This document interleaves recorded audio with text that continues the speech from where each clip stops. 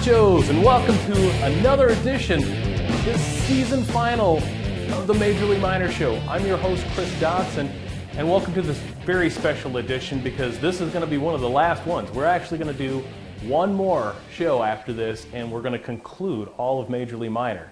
Next week's show is really going to focus in on some of the years past, since, heck, even before I even got started in the semi-pro world, if you will, and we'll just kind of continue on and kind of make it a timeline, kind of give recognition to some of the people that have come across in the CFL, the OMFL, the OFL, and the XFL, along with the WXFL, the Thunder, the Lightning, of course the Tulsa Threat, the Oklahoma City Bounty Hunters, and try to collage most of, if not all of these in together, kind of give a little bit of tribute to everybody that we've come across over the past several years. This week we're going to focus on the season finale, which is going to include two championship games, one from the XFL and one from the CFL. So today's focus is really going to be highlights and a little bit of coverage from what happened for this season and kind of wrap it up. So let's dive right into the XFL.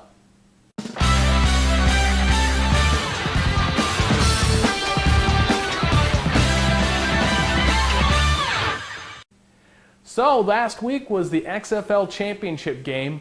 Come across two teams that were really tough. Only one-loss teams, if you will, in the XFL. Now, most people thought that it was going to be the Monarchs and the Kansas Cougars again, but this year we actually had four teams that were really vying for the championship game. And it was a really good season for the XFL when it came to the top teams. Unfortunately, you had one team that fell off to the wayside. But for the most part, the XFL looked pretty solid this year going into it. Had some bumps and bruises along the way, but finished pretty strong. So let's get right into this year's championship game between the Oklahoma City Elite and the Kansas Cougars. This year's XFL Championship pitted the Kansas Cougars facing off against the Oklahoma City Elite. In the first quarter, Kansas is already up 10-0 with a Joe Cannon field goal and a 4-yard run by Orlandis Williams. When late in the third, the Elite have the ball. Wendell Jones sits in the zone and carjacks the Elite Sebastian Webster and takes it way back to the 15-yard line, which sets up this 42-yard field goal by Joe Cannon. The Cougars are up 13-0, which will take us to halftime. Now at the beginning of the third, Cougars stall, the Elite take over, and Anthony Thomas gets out of the pile and rips off this 63-yard touchdown run all the way and barrel rolls right into the end zone. Extra point no good. 13-6 Cougars. Cougars take over, hand the ball off to Jefferson, who is stripped by number 6, Tyrone Batman Jones, and is recovered by number 24, Cortez Chappell of the Elite.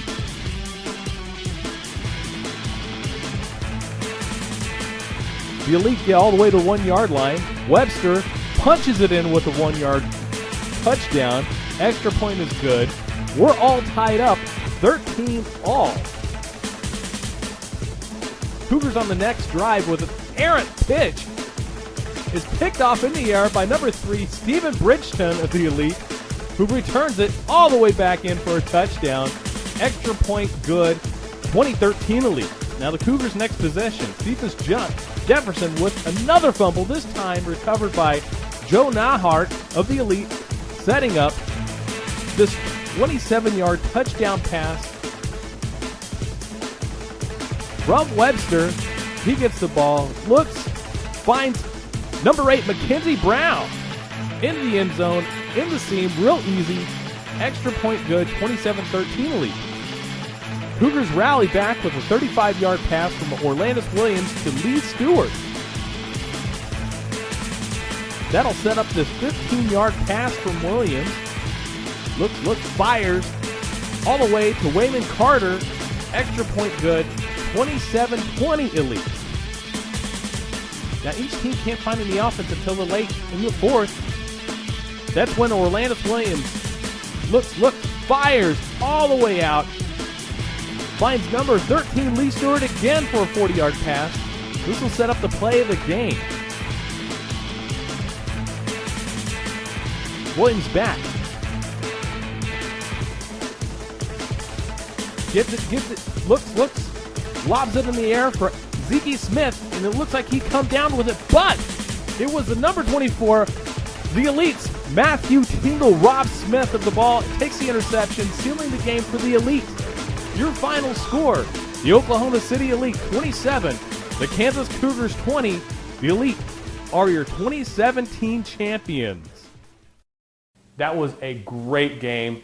It was ranking up there with last year's game as well. Unfortunately for the Cougars, they come up short twice, almost looking like the Buffalo Bills. But hey, these guys are maintaining a high level and are in it every year. I look for them to be just as competitive, if not better, next year. So we're going to go ahead and take a quick break, and when we come back, we're going to talk about the Central Football League right after this. Light them up again, baby.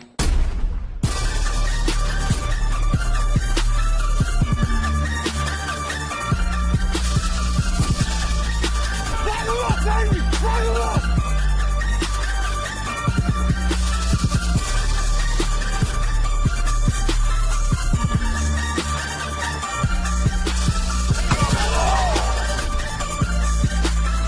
Light them up, baby! Let's go! Light them up, baby! Light them up!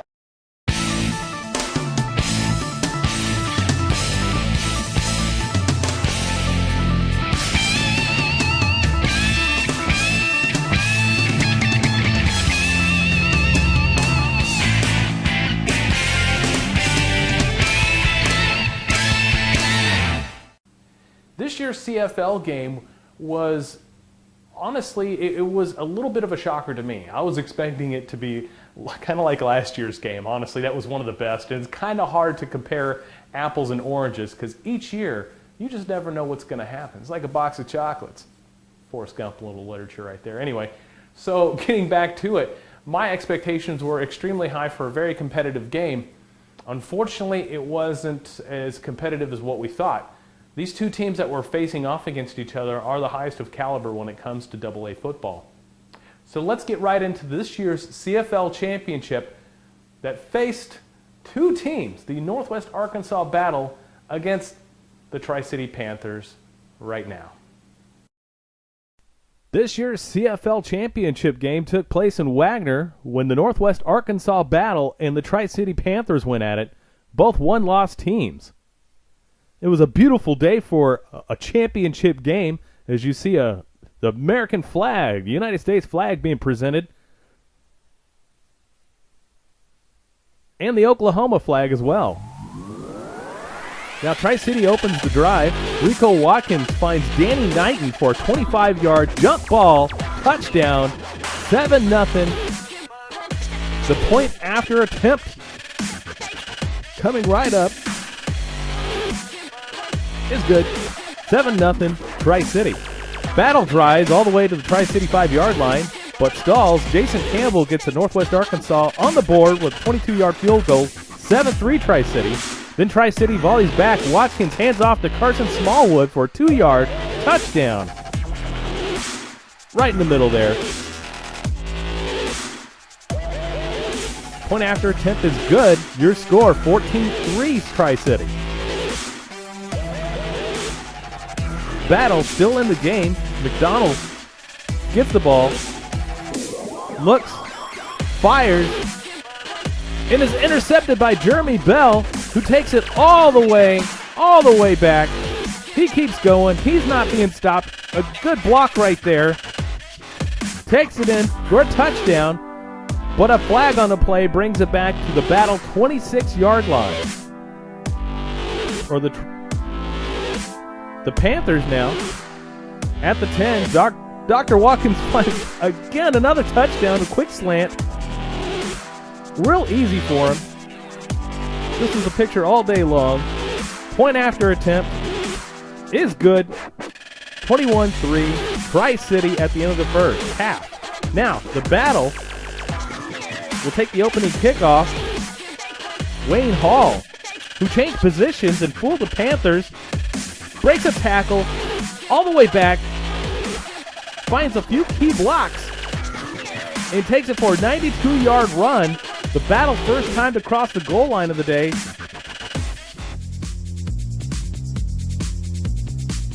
brings it all the way back. And the point after attempt is blocked. TJ Covington tried to tie his shoelaces and can't quite pick it up. Your score, 21-9 Tri-City. Then the ensuing kickoff. Battle kicks it deep to Keith Marshall. Big mistake because Marshall finds the seam, turns on the Jets, and burns the Battle for an 86-yard touchdown. The Panthers respond. The point after attempt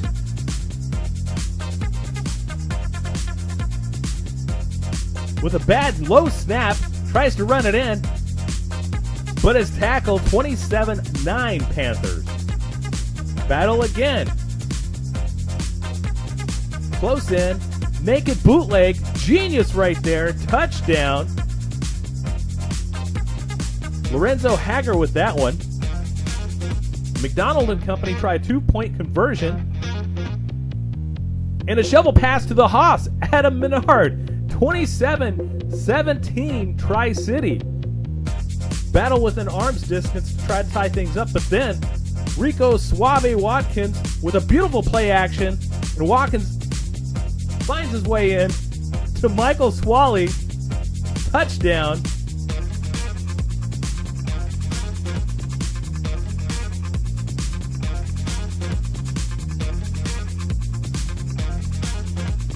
Point after try is good.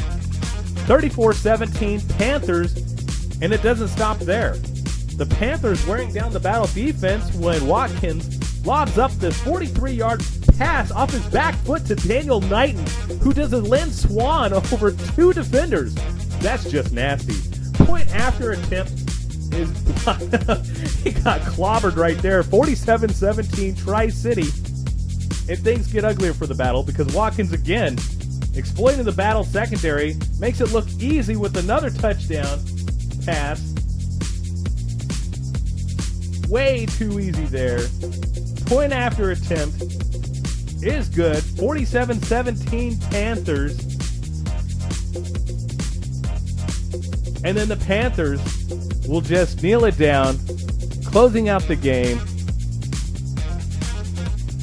Your final score, the Tri-City Panthers get the celebration, their first ever CFL Championship, 47-17 Tulsa for the first time since 1999. We'll get it 47-17 CFL champions. Congratulations to the Tri-City Panthers.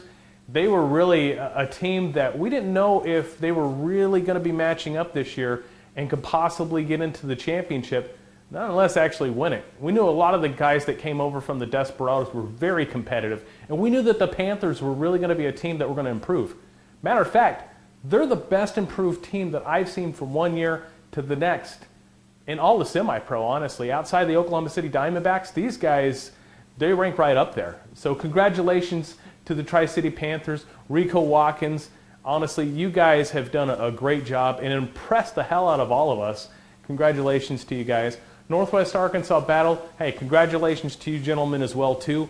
You guys put up a great year, a great fight. Unfortunately, it didn't finish as strong as you'd like, but next year is going to be a great season for you guys. Keep working on it.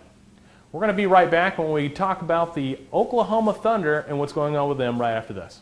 Whether it's 3 in the morning or 3 in the afternoon, Thunder Bell Bonds is here for you. We understand that you are facing one of the most difficult situations you or your loved ones may have ever dealt with. We will do everything in our power to make sure you or your loved ones are released from jail as soon as possible. Thunder Bell Bonds is the highest reviewed bail bonds company in the Oklahoma City metro area. Give us a call today to find out why, or check out our additional videos and content.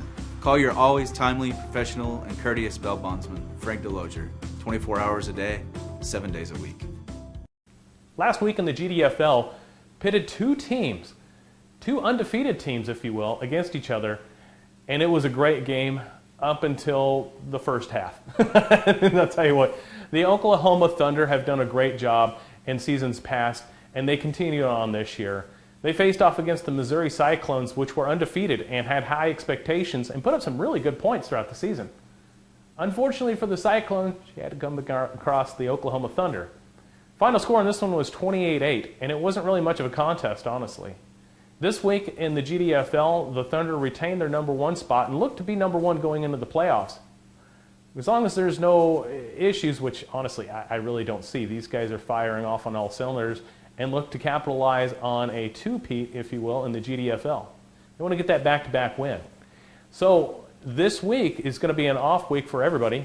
So honestly, I think the next game that they're going to come across is going to be a familiar foe.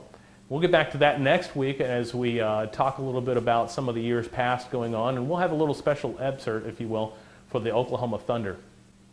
Now I want to talk a little bit about something that has come up in the forum. If some of you guys are in the forum that me and Chris Balfe had created, there's been some changes along the way throughout the years, and there's been some significant changes recently. It was announced that the forum was going to be going down, but after consideration, it looks like it's going to be staying up after all. So Chris Balfe and Marcus London are going to continue the reins with that particular forum. Keep the communication going between you teams. A lot of it is because you guys were a major part of what happened. And by the major supporting and support that you guys want to keep this going, it was under consideration and changed the minds. Unfortunately, though, I still have to leave. I'm sorry, guys, but I've got a lot of work to do myself. But I want to give a shout out to something that happened. It was really brought up between Marcus London and Chris Balfe. I think it was Marcus London that started this one, of a possibility of having an all-star game outside of the leagues, just picking random guys that are still active that would be on a dream team. So I want to give a shout out to both Chris Balfe and also Marcus London for spearheading this, because it looks like that game is going to happen. I've been in talks with Carson Smallwood, who is really trying to spearhead this going on, of course. We'll see how everything goes in the next upcoming weeks. But they look to be communicating very, very well. If you're going to be a part of this, definitely do what you can to make this happen, because unfortunately, the Weekend of Champions didn't happen because we were talking to the wrong people. And it really should have come down to you players, and that was my mistake. But fortunately enough, there should be a recovery from this. Take full advantage of it. If you're not even going to play in this one, be in attendance, watch it, support it, whatever you can, because it's going to be something that could possibly be a great annual event. So look for that. See you on the forums. We'll keep Major League Minor up for a few more weeks just to keep it going. But anyway, so that's pretty much it for that. So that's it for the show this week, guys. Thank you for watching this whole season and for the years past. Next week, we're going to get into the final Major League Minor show of all time. And we're going to make an introduction, a major introduction, to kind of give the reins off to somebody else that has got some great expertise. Kind of a surprise, but you guys will be pleasantly surprised as we come back to it next week. Until then, I'm Chris Dodson reminding you to go watch some football.